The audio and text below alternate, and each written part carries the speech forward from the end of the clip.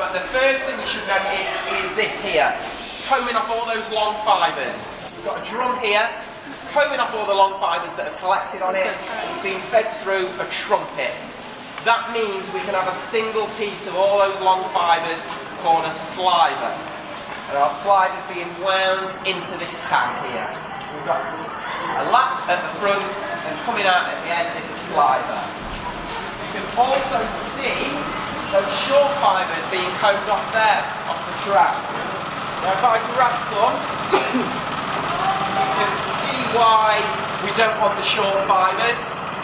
Not very good quality, bits of seed in it still as well, so this isn't what we want.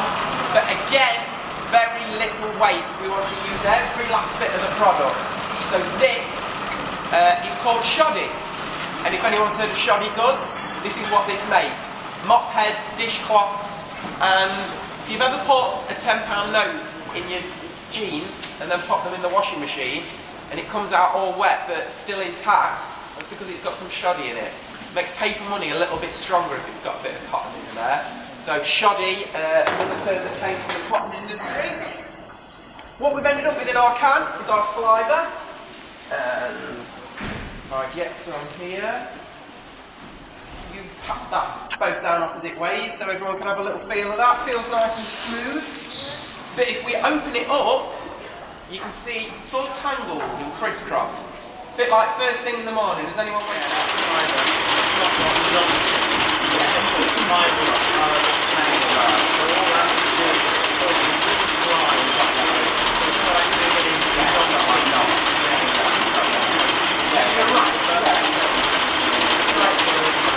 Fibres overlap. Fewer of the fibres overlap. So the whole thing starts to get narrower and narrower.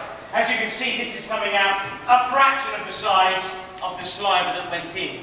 So this is known as slubbing. Each one of those slubs or slubbins is going down one of these arms. This is called a flyer.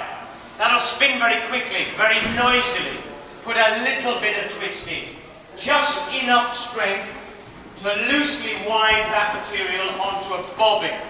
So you can see not a lot of strength, it's not like a thread yet, but we're getting there. So that's a bobbin of slubbing. We then mount those bobbins onto this speed frame, where pretty much the same thing is going to occur, except that we'll blend two together. Once again, they'll be passed through those drafting rollers, so the fibres are still sliding over each other.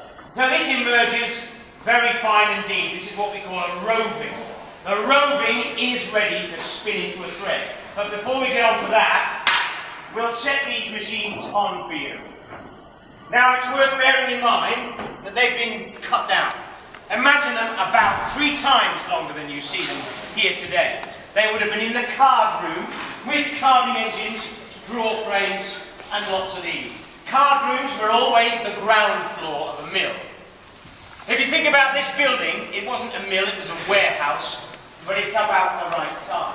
So if you think of the footprint, the entire ground floor, and very often that area again as a separate single-story building next to it. So that's a huge area filled with machines like this. So with that picture in mind, have a listen to these two.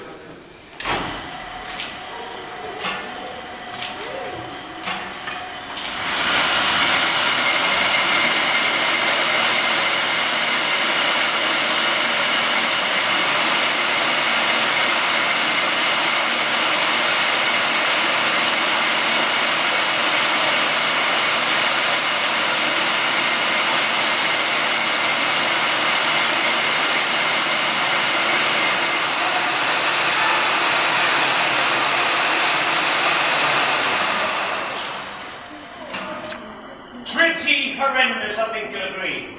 Imagine trying to concentrate in your classrooms with that level of noise going on. Impossible. But that's what people would take and accept as normal. Of course that would damage your hearing. The only real way to communicate with each other would be shouting, would be too loud. So you could either learn to sign, or you could learn to lip read, something often described as meemaw in this part of the world. Meemaw. Now, these machines, you can tell straight away they're pretty dangerous to be near. There are no guards keeping you safe. In these days, things were to be tended or looked after while they were running often, or if they needed to be stopped for any reason, it would be for the shortest period of time, and then get them back running again, because time is money. As the machine runs, it makes money. If it's stopped, it's not making money. And money was the priority, not people's safety. So obviously, you can easily hurt yourself here. Fingers getting caught would be a disaster. Loose clothing getting snagged on belts. Hair. You don't think about this maybe, but girls in particular, if you've got long hair and you've not tied it back very well, and you've got one or two bits floating about, and you get too close to one of these belts, that would take a scalp in a second. It's a heck of an environment to work in. You're working 6 days a week, 10, 12, 14 hours a day. You get tired, you get complacent, you make mistakes, you lose your hair. Thousands of these blues.